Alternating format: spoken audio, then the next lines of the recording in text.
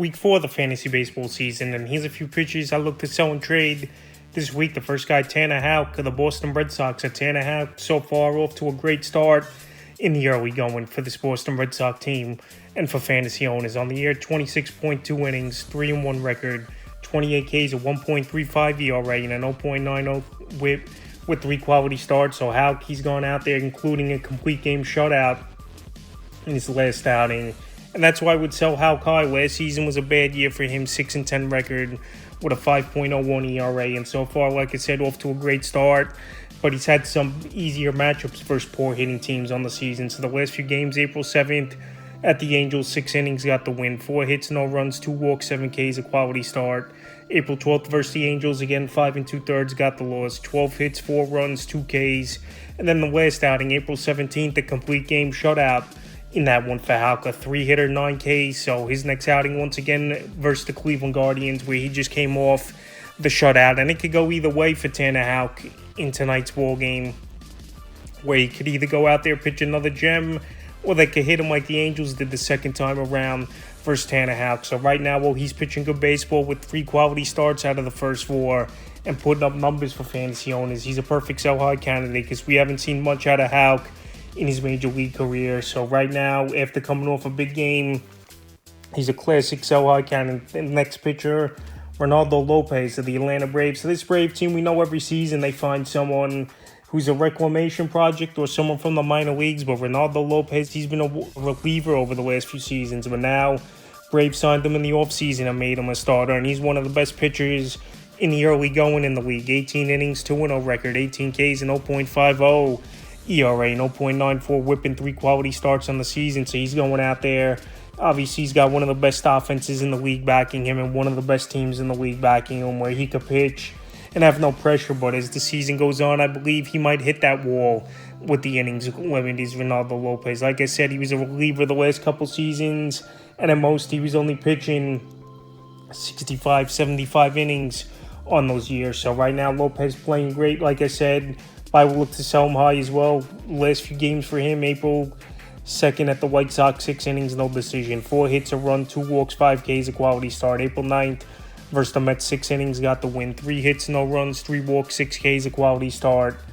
And his latest outing, he went out there with a gem at a good Houston Astro hitting team. 6 innings, got the win.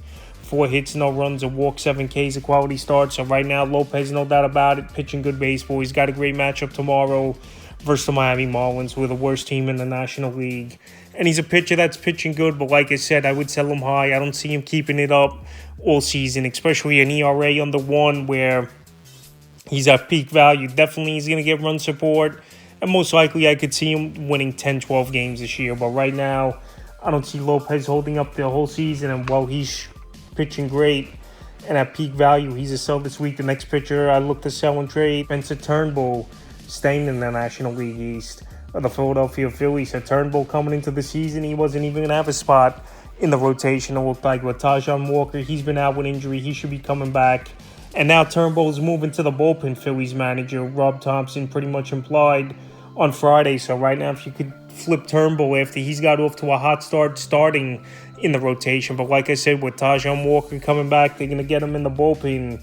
Is Turnbull. He's a perfect sell-high candidate because if you get anything of decency for someone who's just going to be a 7th, 8th inning man for this Philly team, this is the time to do it. It's on the season, 22 innings, 2-0 record, 22 Ks, a 1.23 ERA, 0.77 whip, and 2 quality starts. So Turnbull's pitched great baseball. I think the Phillies should possibly keep him in the rotation, but this team's loaded, obviously, and they made the World Series a couple seasons ago. And coming into the year, Walker, he's on a big contract, and they're just not going to pull him out of the rotation. He was injured, so the last few games for Turnbull, April 8th at the Cardinals, 6 innings, no decision. 2 hits, no runs, a walk, 6 Ks, a quality start.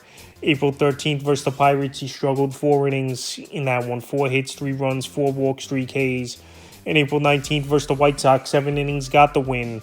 A hit, no run, 2 walks, 6 Ks, a quality start. So he's pitching great. And he's penciled in to start tomorrow at Cincinnati, but that should be it for Turnbull afterwards with Tajon Walker coming into the rotation. So right now, if you could pull off a quick deal here where someone don't know Turnbull's going back to the bullpen and even get a decent bat, like a third outfielder or utility type of hitter this would be the time to do it because Turnbull, in a week or two, he might not have any fantasy value at all. The next pitcher I look to sell and trades Bailey Ober of the Minnesota Twins. So Bailey Ober, I thought he was decent last season with the Minnesota Twins. So Bailey Ober, the last couple weeks, he's been pitching good on the season.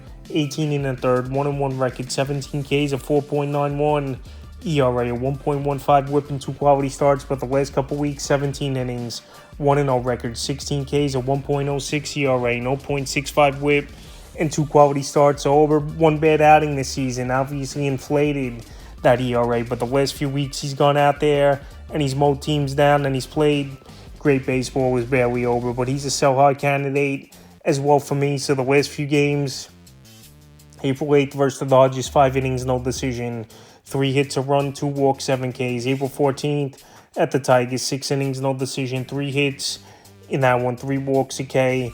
And April 20th versus the Tigers again, 6 innings, got the win, 2 hits, a run, a walk, 6 Ks, a quality start. So Ober, like you said, easy teams in this division so far he's versed with. They're not hitting the baseball well. And the Tigers, he's had the number in 2 starts so far this season. But his next outing is another easy one, no doubt about it, versus the White Sox, the worst team in Major League Baseball right now. So if you want to wait a couple days to the 25th after he pitches his Bailey Ober and then sell him high there where his value might go up more versus a bad White Sox team, that's what I would do. But like I said, Ober, he's been up and down so far early in his career. But right now, while he's pitching good and he's in a good division, I think you could get a good bat in a deal for him.